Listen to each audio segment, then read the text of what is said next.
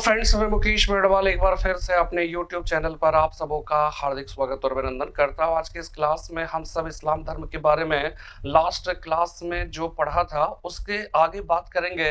हम लोग आज की इस क्लास से हम इस बात को समझने की कोशिश करेंगे कि इस्लाम धर्म का उदय किन परिस्थितियों में हुआ और साथ में इस्लाम धर्म की जो मूलभूत विशेषताएं हैं वो विशेषताएं क्या है, इसके संबंध में विस्तार से चर्चा करेंगे। और ताकि जब मध्यकालीन भारत के इतिहास में जब हम तुर्कों की बात करें, जब हम मंगोलों और अरबों की बात करें, तो उनका जो धर्म था उस धर्म के बारे में अगर हमें स्पष्ट जानकारी होगी तो निश्चित रूप से हम उस चैप्टर के साथ कहीं बेहतर तरीके से जस्टिफाई कर पाएंगे, उसके साथ बेहतर जो है न्याय संगत व्यवहार कर पाएंगे। तो समय ना गवाते हुए सीधे हम अपने टॉपिक पर आते हैं।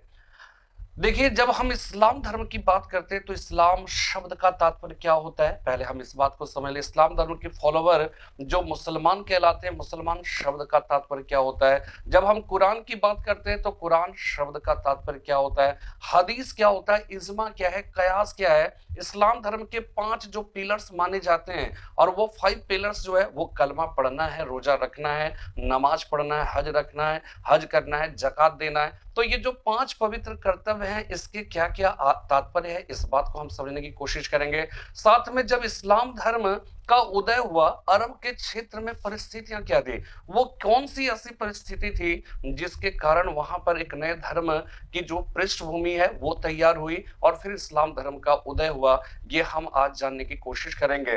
तो देखिए, जब हम इस्लाम शब्द की बात करते हैं, इस्लाम शब्द का जब हम उच्चारण करते हैं तो इस्लाम शब्द का तात्पर्य होता है पवित्रता, इस्लाम शब्द का तात्पर्य होता है विनम्रता, इस्लाम शब्द का तात्पर्य होता है शांति में प्रवेश करना। यानी कि इस्लाम जो शब्द है उस शब्द का तात्पर्य ही विनम्रता है, पवित्रता है, शांति में प्रवेश करना है। इसका मतलब यह है कि वह व्यक्ति और व्यक्ति के बीच एक शांतिपूर्ण संबंध की स्थापना का उद्देश्य रखता है। उद्देश्य या कह सकते हैं कि वो शांतिपूर्ण स्थापना की जो है वो क्या है, वकालत करता है। दूसरी इंपॉर्टेंट बात कि वो ईश्वर और व्यक्ति के बीच एक बेहतर आध्यात्मिक संबंध स्थापना की बात करता है। और इस रूप में अगर देखा जाए तो ये कहीं ना कहीं अपने आप में बहुत ही पवित्र उद्देश्यों को समाहित किए हुए है।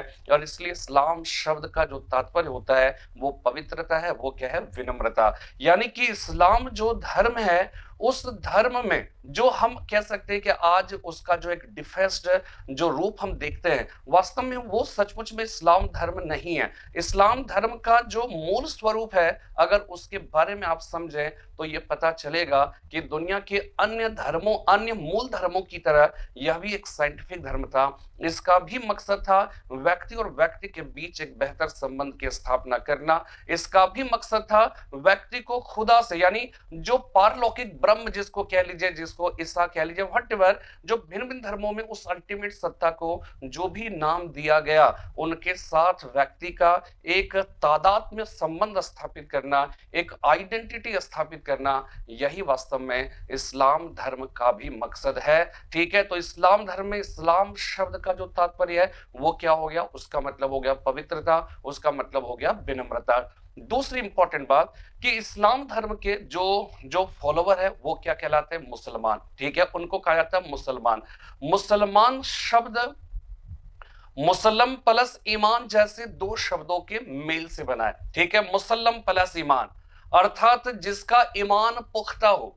पुख्ता का मतलब हो गया जो एकदम कंसोलिडेटेड हो, एकदम फर्म हो, जो किसी भी स्थिति में डिगने वाला ना हो। तो मुसलमान शब्द का तात्पर्य होता है मुसल्लम हो ईमान जिसका, मुसल्लम प्लस ईमान अर्थात मुसल्लम हो ईमान जिसका। और यहां पे यानी कि इसका मतलब हो गया जिसका ईमान पुख्ता हो। तो सवाल यहां पर यह पैदा होता है कि ये ईमान जो शब्द है वो ईमान का मतलब क्या है। तो ईमान का जो मतलब है वो ये है कि ईमान का मतलब ये है कि जिसका मतलब कह सकते हैं कि ऐसे मुसलमान या ऐसा लोगों का समुदाय जो कि खुदा में एक तरह से कह सकते हैं कि अनब्रोकन अनडिवाइडेड जो है बिलीव करता हो, यानी किसी भी स्थिति में जो टूटता ना हो, किसी भी स्थिति में जिसका विश्वास डगमगाता ना हो।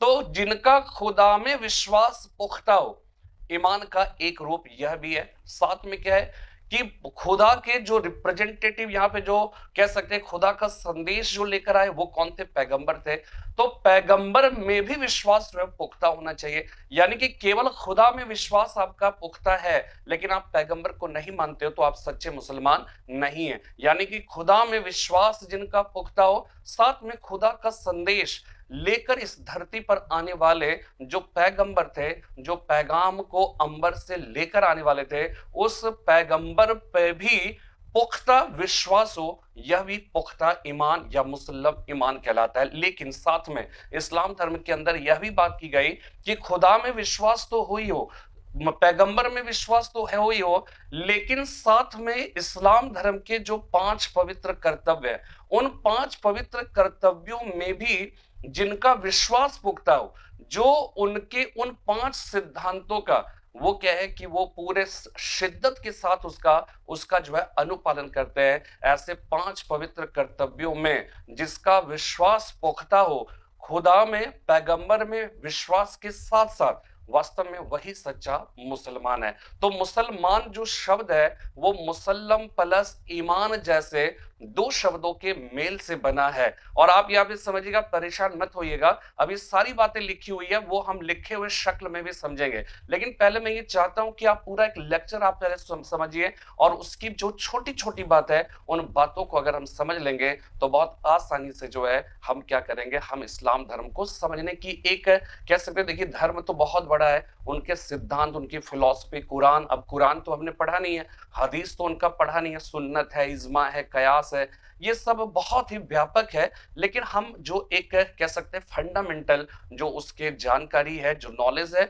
वो मैं आपको देने की कोशिश कर रहा हूं। ठीक है, तो वो लिखा हुआ भी है लेकिन पहले आप लेक्चर सुनिए। अब आगे बात समझिए कि मोहम्मद साहब का जब 570 कहीं कहीं पे 571 भी मिलता है, जब मक्का में कुरैश कबीले में हाशमी वंश के एक परिवार में जन्म हुआ था। उस समय की अगर परिस्थितियों की बात करें, उस समय जो सऊदी अरबिया अरब के क्षेत्र में जो स्थिति थी, वो स्थिति क्या थी? एक तरह से अराजकता और अव्यवस्था की स्थिति थी। वहां के लोग परेशान थे, वहां के लोग विभिन्न कबीलाइयों में विभक्त थे। ठीक है, साथ में प्रत्येक कबीले के लोग एक दूसरे पर अपनी राजनीतिक प्रभुसत्ता की स्थापना के लिए लगातार रक्त रंजित संघर्ष कर रहे थे। वे लोग मूर्ति पूजक थे, वे लोग हुबल, लात, मनात, उज जैसे विभिन्न प्रकार के देवताओं की पूजा किया करते थे। ठीक है, कुल मिलाकर अगर धर्म के क्षेत्र में देखा जाए तो वहां पे बहुदेववाद का यानी पॉलीथेइज्म का चलन था, वहां पर मूर्ति पूजा का चलन था, वहां पर कर्मकांड का बोलबाला था, रिचुअल्स जो थे धर्म के वो बड़े ही मतलब कॉम्प्लेक्स थे, बहुत ही जटिल थे। और साथ में जब हम समाज की बात करते हैं तो वहां के समाज जो है भिन्न भिन्न कबीलाइयों में विभक्त थे। वे लोग जो है खासकर कह सकते हैं कि वहां पर जो कबीला था उसमें कुरैश कबीला बहुत ही प्रभावशाली था, जिनसे मोहम्मद साहब का संबंध था। तो वे लोग विभिन्न कबीलाइयों में बटे हुए थे और प्रत्येक कबीले के लोग एक दूसरे पर अपनी प्रभु सत्ता की स्थापना को लेकर जो है वो क्या है कि वो एक प्रकार से आप ये कह सकते हैं कि वे लोग आपस में संघर्षरत थे। और ये जो परिस्थितियां थी ना, वो अराजकता और अव्यवस्था की स्थिति को जन्म दिया था। वहां पे लोग एक दूसरे के जान के दुश्मन बन गए थे और ऐसी ही अराजकता और अव्यवस्था की स्थिति में मोहम्मद साहब का 570 ईस्वी में जन्म हुआ। उनके माता का नाम, पिता का नाम क्या है, ये सारी बातें आपको जानना है। ठीक है ना, वो सारी बातें, और आपको बस इतनी बात समझनी है जिस फैक्ट्स के बारे में मैं कह रहा हूं मैं अभी बात करूंगा, लेकिन कॉन्सेप्ट समझ लीजिएगा कि मोहम्मद साहब के जन्म के पूर्व ही उनके पिता की और जन्म के 5 वर्ष के भीतर भीतर उनकी माता की भी मृत्यु हो गई।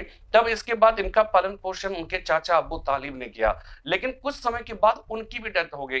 फिर उनके दादा अल मुतल्लिब ने उनका पालन पोषण किया।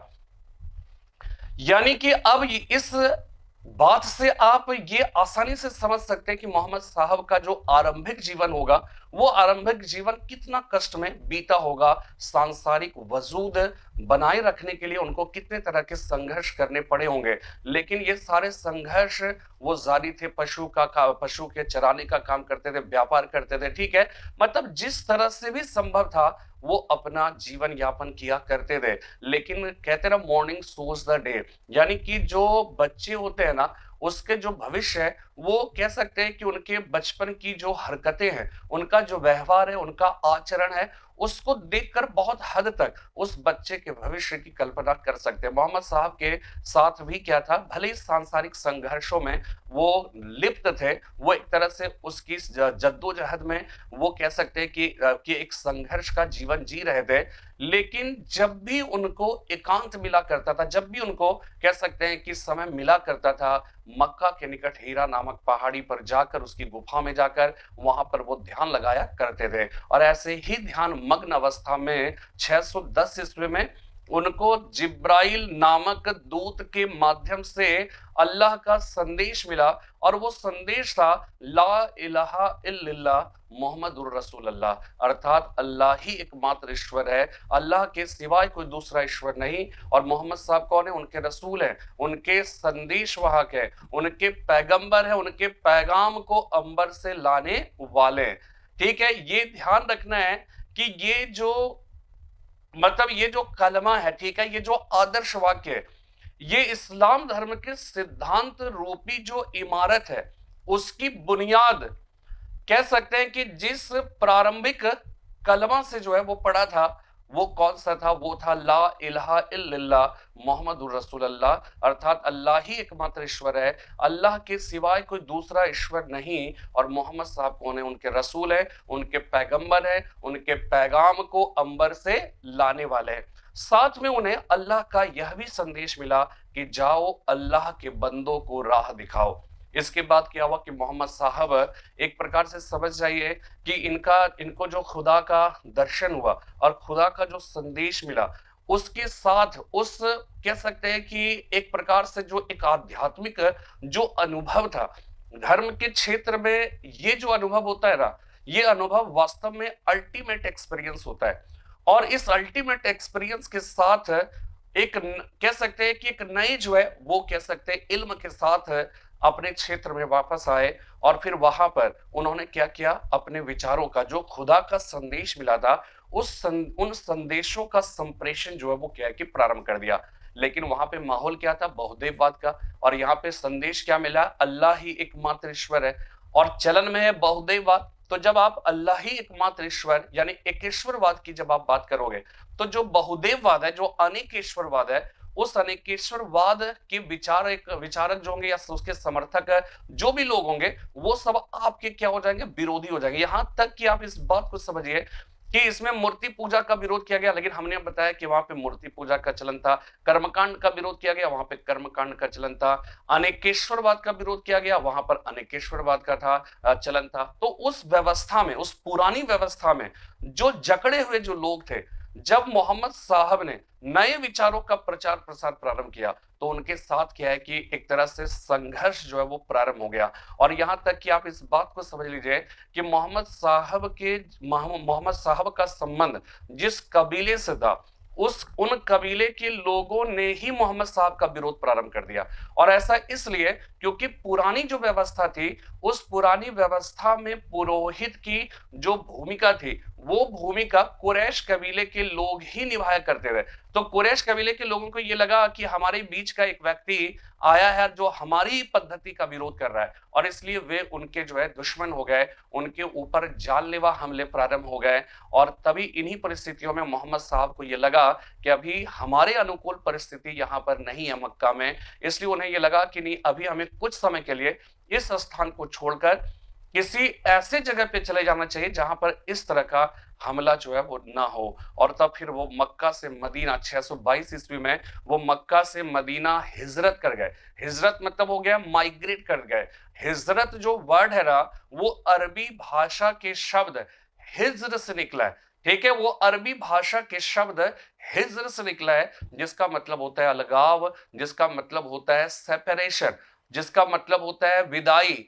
तो चूंकि मक्का से उनका सेपरेशन हुआ, मक्का से वो कहां चले गए, मदीना, तो मक्का से मदीना हिजरत कर गए, हिज्र कर गए, और इसी हिजरत के उपलक्ष्य में इस्लाम धर्म का सबसे पवित्र जो संवत है हिजरी संवत, उस हिजरी संवत की शुरुआत मानी जाती है। और संभवतः ये 16 जुलाई 622 ईस्वी में ये संवत की स्थापना हुई, और ये शुक्रवार का दिन था, एक फ्राइडे का दिन था, ठीक है। और हिजरी संवत में 12 महीने माने जाते हैं, उसमें भी 12 महीने, तो वो 12 महीने क्या है सब हमने यहाँ पे लिख दिया। आप लोग अपना नोट्स बनाना चाहें तो बना लीजिएगा, लेकिन अब उसको गिनाने यहाँ पर मैं नहीं बैठूंगा अपने लेक्चर में, ठीक है। मैं जस्ट अभी और आगे बात कर रहा हूं।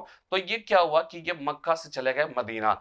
मदीना ही क्यों गए, मदीना में बहुत सारे ऐसे लोग थे जो मोहम्मद साहब और उनके साथ आए हुए जो लोग थे, जो मक्का से चलकर मदीना आए थे, उन सब की उन्होंने मदद की। ऐसे मददगार मदीना में मोहम्मद साहब और उनके साथ आने वाले जो लोग थे, ऐसे सभी लोगों के कह सकते हैं कि जो मददगार थे वही अंसार कहलाए। और मोहम्मद साहब तथा उनके साथ जो लोग मक्का से मदीना गए थे उनको मुहाजिर कहकर पुकारा गया। ये बात फिर से ध्यान से आप सुनिएगा, क्योंकि बाद में जो शिया और सुन्नी का विवाद हुआ, जो इस्लाम धर्म दो हिस्सों में, दो शाखाओं में विभक्त हुआ, उसके पीछे का यहां पर एक बैकग्राउंड बन रहा है। इस बात को आप समझिएगा कि जो मोहम्मद साहब और उनके जो साथी थे, वे लोग मक्का से मदीना जो गए, जो शरणार्थी के रूप में गए, जो हिजरत किया था, उनको क्या कहा गया, उनको कहा गया मुहाजिर। मुहाजिर का मतलब है शरणार्थी, ठीक है। और जिन लोगों ने मदीना में मोहम्मद साहब और उनके सहयोगियों का, उनके साथियों का स्वागत किया या सहायता की, मदद की, ऐसे लोगों को अंसार या मददगार कहकर पुकारा जाता है।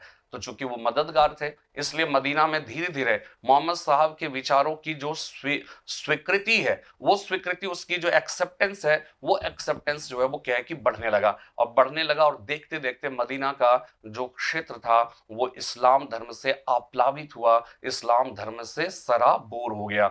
जब वहां पे स्थिति थोड़ी अच्छी हुई, थोड़ी कह सकते हैं कि मजबूत हुई, अपना साहस बढ़ा, ठीक है, इसके बाद वो क्या है कि वो मदीना से फिर वापस मक्का आए। और मक्का जब आए तो मक्का में तब तक वहां पर भी स्थिति में बहुत हद तक बदलाव आ गए थे। लोग कहीं ना कहीं जो है वो कह सकते हैं कि उनके जो विचार थे, उन विचारों को अपनाना जो है वहां पर भी प्रारंभ कर दिया था। इसलिए मदीना से जब मक्का वापस आए तो वहां पर भी धीरे धीरे इस्लाम धर्म का प्रचार प्रसार हो चुका था, प्रचार प्रसार हो रहा था। और ये कहा जाता है कि 632 ईस्वी में मोहम्मद साहब का इंतकाल जब हुआ, उनके समय तक पूरा अरब का क्षेत्र जो था वो इस्लाम धर्म से क्या हो गया था, आप्लावित हो गया था, इस्लाम धर्म से सराबोर हो गया था।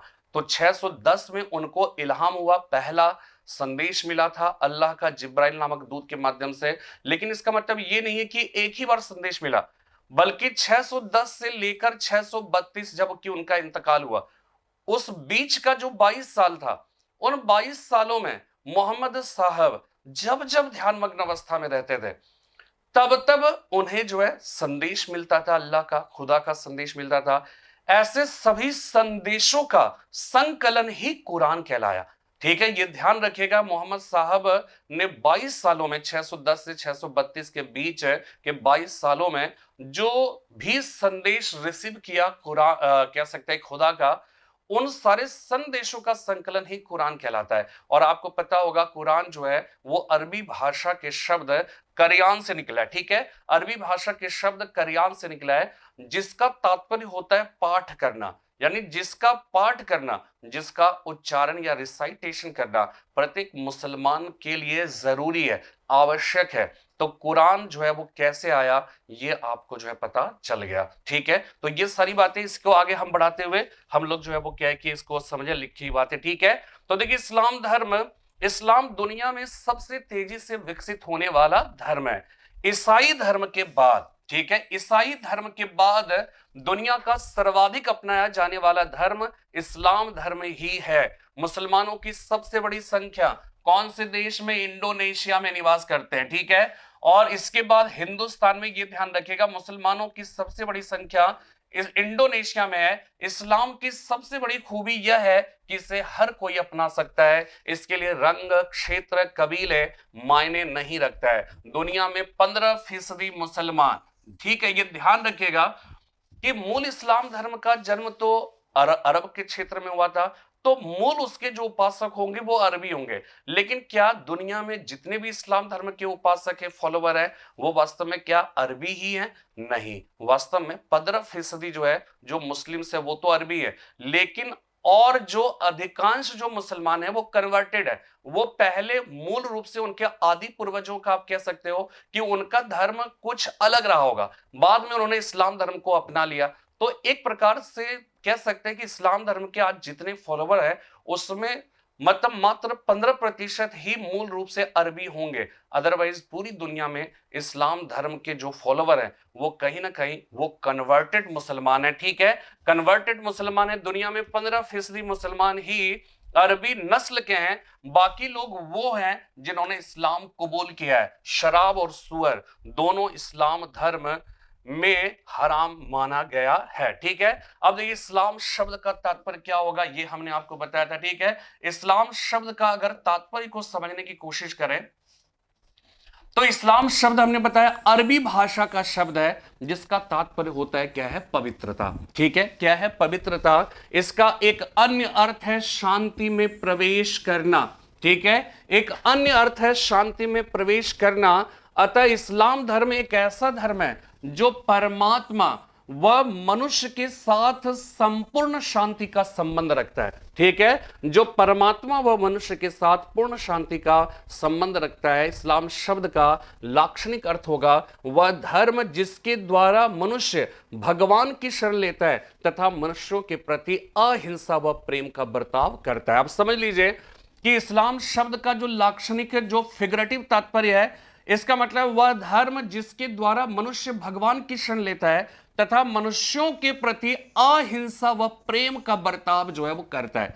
इसलिए जितना भी अगर आप समझ लीजिए कि इस्लाम धर्म के नाम पर जो भी दुनिया में रक्त रंजित संघर्ष हो रहा है, वास्तव में वो सच्चा इस्लाम धर्म नहीं है।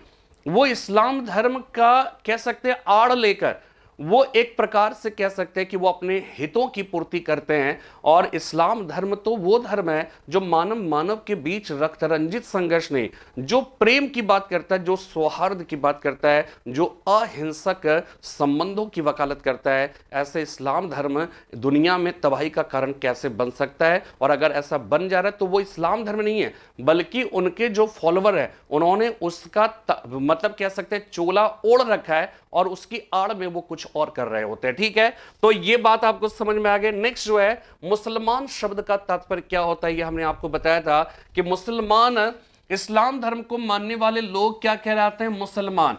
ठीक है, मुसलमान का तात्पर्य होता है मुसल्लम ईमान, अर्थात जिसका ईमान पुख्ता हो।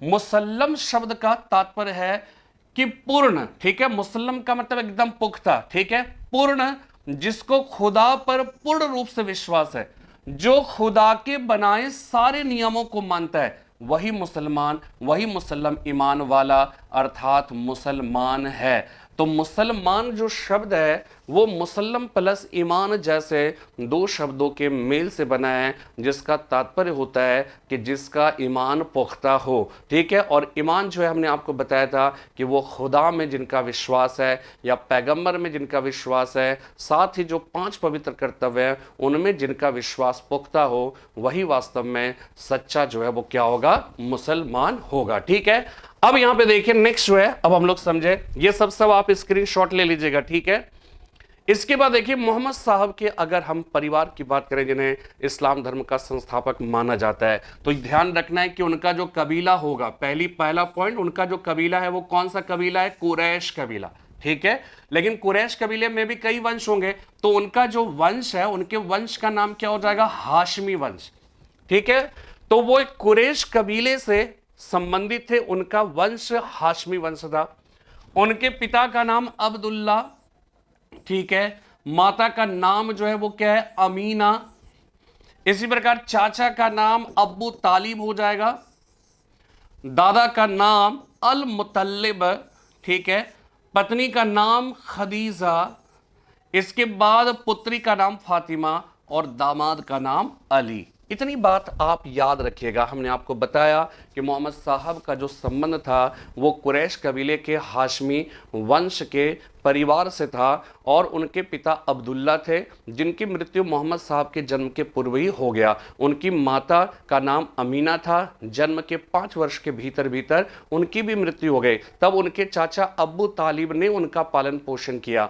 इसके बाद क्या है, कुछ समय के बाद उनकी भी डेथ हो गई, तो फिर उनके दादा अल मुतल्लिब ने उनका पालन पोषण किया। तो बचपन से ही उनकी स्थिति बहुत खराब थी, बड़े बड़े कष्ट में, बड़े गुर्बत में बीते थे। ठीक है, इसके बाद फिर क्या हुआ, फिर समय बीता, फिर वहां पर जो है उनकी शादी खदीजा नामक जो एक समृद्ध विधवा महिला से हुई और फिर उसके बाद उनके एक संतान का नाम, उनकी एक पुत्री का नाम फातिमा, उनके हस्बैंड का नाम अली, जो मोहम्मद साहब के एक प्रकार से दामाद हो गए। तो ये परिवार के जो सदस्य हैं उन सदस्यों के बारे में भी हमने आपको ब्रीफ में जानकारी दी। ठीक है, इसको ध्यान रखिएगा।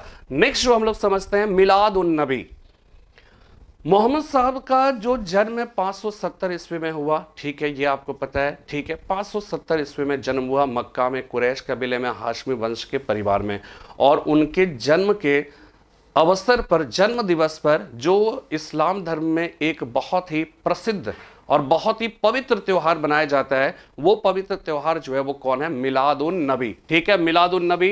तो मोहम्मद साहब का जन्म कब हुआ, 570 ईस्वी में। कहां पे, मक्का में कुरैश कबीले के सबसे कुलीन वंश बनु हाशमी, इसी को हाशमी वंश कहा जाता है, बनु हाशमी के एक परिवार में हुआ था। उनका जन्म इस्लामिक कैलेंडर हिजरी संवत के तीसरे महीने, ठीक है, तीसरे महीने रबी उल अव्वल माह में। देखिए यहां पर महीने की बात अगर करेंगे तो मैं आपको जो है बताऊंगा, अभी आगे चलते हैं, आगे फिर जो है हम आपको दिखाएंगे कहां पर कैसे। ठीक है, उसमें जो 12 महीने हैं वो कौन से, लेकिन फिलहाल ये याद रखिएगा कि 570 ईस्वी में जब उनका बर्थ हुआ था तो वो हिजरी संवत का तीसरा महीना यानी रबी उल अव्वल माह की 12वीं तारीख को हुआ था। इस दिन को मिलाद उन नबी, ठीक है, मिलाद उन नबी के रूप में मनाया जाता है। इस शब्द का मूल मौलिद, ठीक है, मूल जो है वो क्या है, मौलिद है, जिसका अर्थ अरबी में क्या होता है, जन्म होता है। ठीक है, मिलाद जो है, मिलाद शब्द का मूल शब्द क्या है, मौलिद है, और मौलिद का मतलब क्या है, जन्म। तो मिलाद उन नबी का मतलब है नबी का जन्म। नबी मतलब क्या कहलाए, मोहम्मद साहब नबी तब कहलाए जब उन्हें 610 ईस्वी में अल्लाह का पहला संदेश मिला था।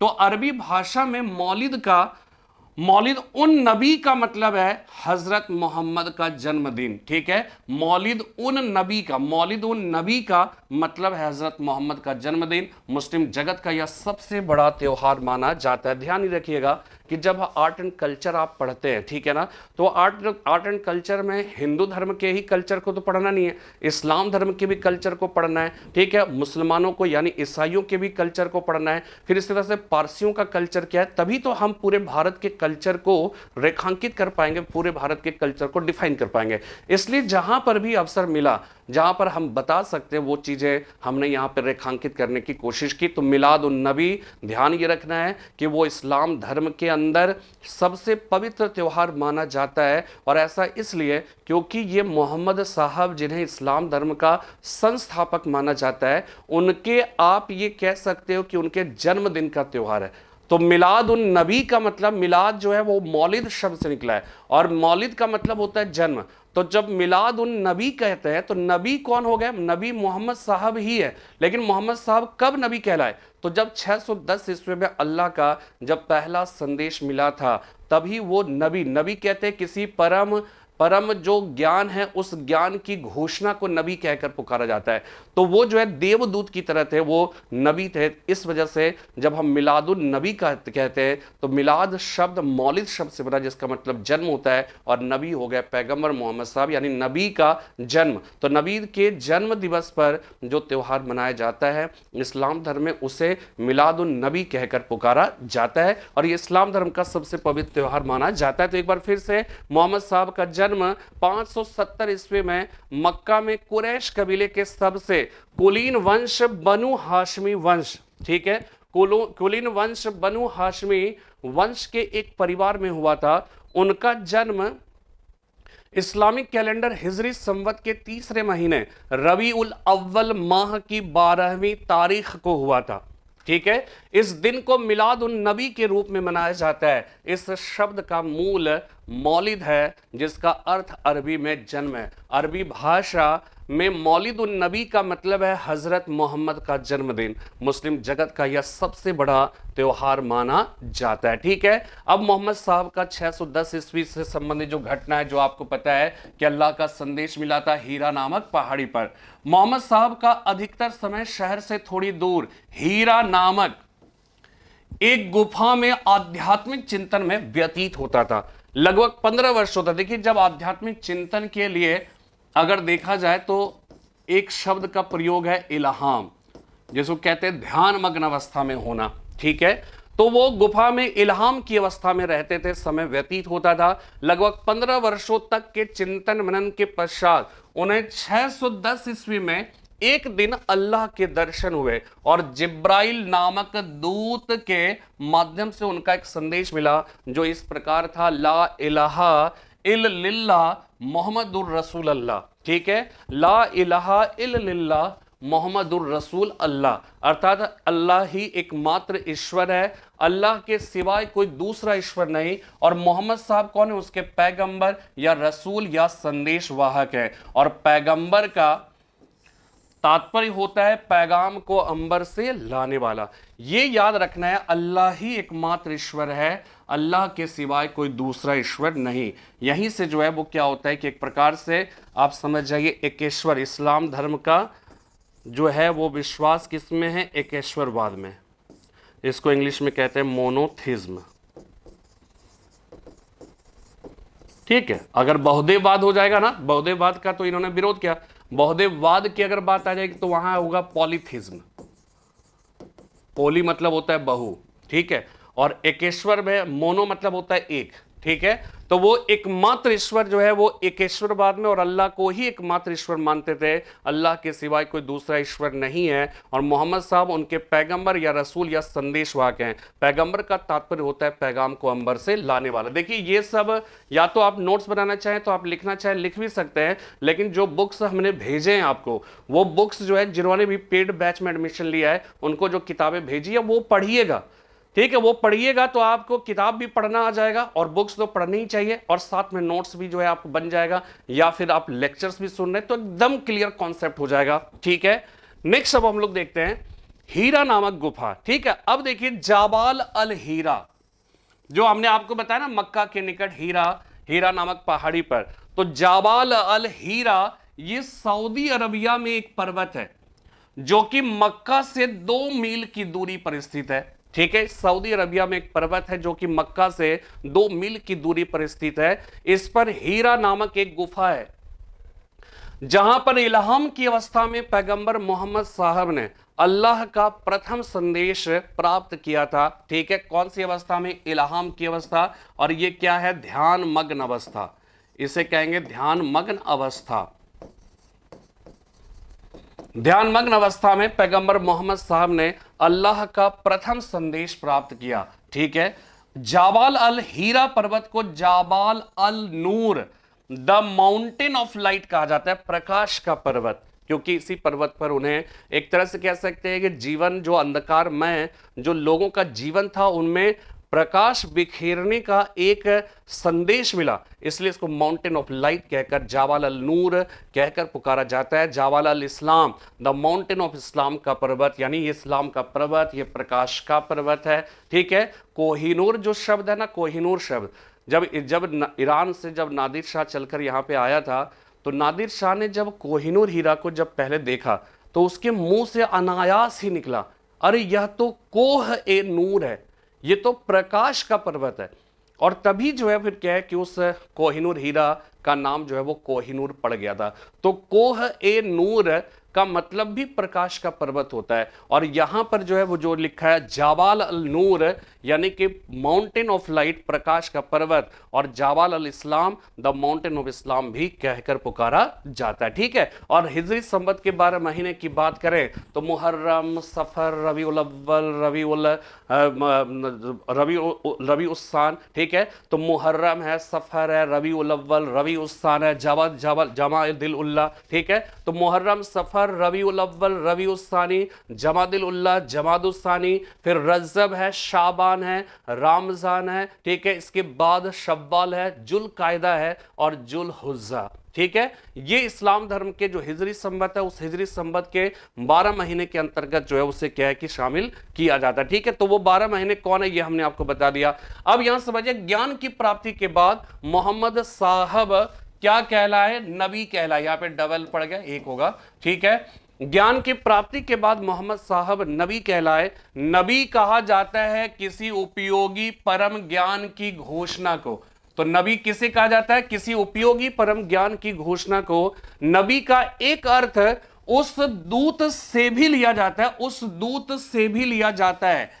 ठीक है। जो परमेश्वर व समझदार प्राणी के बीच आता जाता रहता है, उन्हें अल्लाह के बंदों को सही राह दिखलाने का भी संदेश प्राप्त हुआ। मोहम्मद साहब इसके बाद हीरा नामक पहाड़ी से उतरकर मक्का वापस आए और अल्लाह के बताए हुए मार्ग का आदर्श उन्होंने लोगों के सम्मुख रखा। ठीक है। आदर्श लोगों के सम्मुख रखा। खदीजा, ध्यान ये रखिएगा, खदीजा विश्व की पहली महिला थी जिन्होंने मोहम्मद साहब के नवीन इस्लाम धर्म को स्वीकार किया, जिन्होंने मोहम्मद साहब के नवीन इस्लाम धर्म को स्वीकार किया। इसके बाद मोहम्मद साहब के चचेरे भाई, ठीक है, वह दामाद अली, तथा इसके बाद जो पहले खलीफा हुए ना मोहम्मद साहब की मृत्यु के बाद, अबू बकर, तो अबू बकर ने इसके बाद इस्लाम धर्म को स्वीकार कर लिया। ठीक है। इतनी सी बात है। इसके बाद नेक्स्ट हिजरी संवत की शुरुआत कैसे हुई? तो हमने आपको बताया कि मोहम्मद साहब ने जब एक ईश्वर की बात, जब उन्होंने उसका संदेश देना प्रारंभ किया, मूर्ति पूजा का विरोध प्रारंभ कर दिया, कर्मकांड का विरोध प्रारंभ कर दिया जो पहले से वहाँ के समाज में प्रचलित था, तो फिर क्या है कि उस पुरानी व्यवस्था से जकड़े जो पुरोहित वगैरह थे, उन सबको लगा कि ये तो मेरे रोजी रोटी पर जो है वो क्या है कि हमला कर रहा है। तो उन्होंने क्या किया, मोहम्मद साहब पर जो है वो क्या है कि जानलेवा हमले प्रारंभ कर दिए। तब मोहम्मद साहब मक्का छोड़कर मदीना चले जाते हैं, जिसके उपलक्ष्य में हिजरी संवत की शुरुआत हुई। ये पहले ही बता दिया और अभी बता दिया, अब इसको समझ ले कैसे लिखना है। तो मोहम्मद साहब के विचारों का कट्टरपंथियों ने क्या किया? विरोध किया, यहां तक कि उन पर कई जानलेवा हमले भी किए गए। प्रतिकूल परिस्थितियों के कारण मोहम्मद साहब अंततः 16 जुलाई 622 ईस्वी में दिन शुक्रवार को मक्का छोड़कर वहां से लगभग 300 किलोमीटर उत्तर की ओर यसरिब यानी मदीना चले गए। यसरिब यानी मदीना चले गए। इस घटना को इस्लाम धर्म के इतिहास में हिजरत के नाम से जाना गया। इसी हिजरत के उपलक्ष्य में मुस्लिमों के सबसे पवित्र संवत हिजरी संवत की शुरुआत हुई। इसको अगर आप एक डायग्राम के थ्रू समझें, ठीक है, तो आप ये समझ जाइए कि ये जो है मदीना है, ठीक है, और ये क्या है? मक्का। और हिजरत जो हुआ था 16 जुलाई 622 ईस्वी को, और दिन कौन सा था? शुक्रवार। और इस उपलक्ष्य में कौन से संवत की शुरुआत होती है? हिजरी संवत। और हिजरी संवत याद रखिएगा, अरबी भाषा हिजरी जो है वो अरबी भाषा के शब्द किससे निकला है? हिज्र। और हिज्र का मतलब होता है अलगाव, अलगाव या पार्थक्यता। इंग्लिश में इसको कहेंगे सेपरेशन। ठीक है, सेपरेशन। ठीक है, इस बात को समझिएगा। ये मक्का है, मदीना है।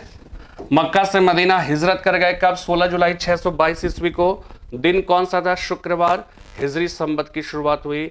और हिजरी शब्द जो है वो अरबी भाषा के शब्द हिजरी से निकला है। जो हिजरी शब्द अरबी भाषा के शब्द हिज्र से निकला है, जिसका तात्पर्य होता है अलगाव या पार्थक्यता। तो चूंकि मक्का से अलगाव हुआ था, मदीना की ओर गए थे, इसलिए वो हिजरत कहलाया। हिजरी संवत इसी के नाम से आया। अब देखिए, मक्का से जो लोग वहां पे पहुंचे, ये लोग क्या हो जाएंगे, ये लोग कहलाएंगे मुहाजिर। ठीक है, ये लोग जो लोग होंगे जो वहां पे पहुंचेंगे ये कहलाएंगे मुहाजिर। और जिन लोगों ने यहां पे मदद की वे लोग कहलाएंगे अंसार या मददगार। और ध्यान ये रखिएगा, यही मुहाजिर बाद में शिया बन जाएंगे और यही जो अंसार या मददगार ये बाद में सुन्नी कहलाएंगे।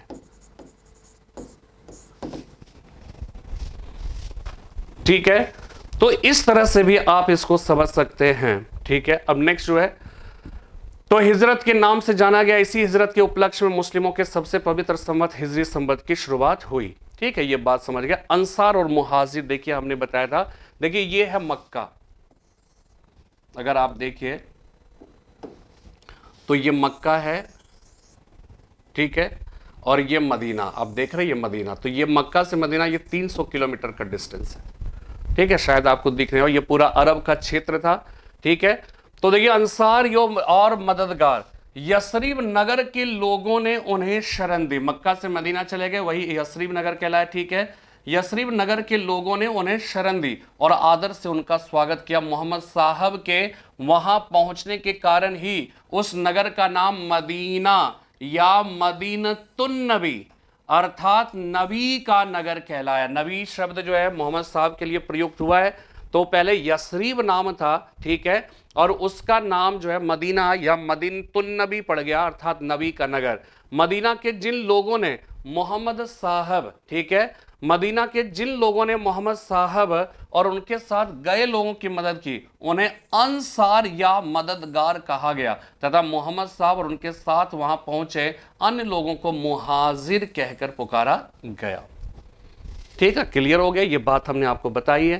ठीक है, इसके बाद देखिए मोहम्मद साहब का निधन, हमने आपको बताया मदीना में मोहम्मद साहब के विचारों का प्रचार प्रसार तेजी से हुआ। वहां पर अपनी शक्ति को संगठित करने के बाद मोहम्मद साहब एक बार फिर से मक्का लौटे और इस बार वहां के लोगों को उन्होंने अपने धर्म में परिवर्तित कर लिया। मोहम्मद साहब की 632 ईस्वी में, देखिए सब मैं लेक्चर दे चुका हूं, 632 ईस्वी में इंतकाल के समय तक पूरा अरब क्षेत्र इस्लाम धर्म से आप्लावित हो चुका था। ठीक है, आप्लावित हो चुका था।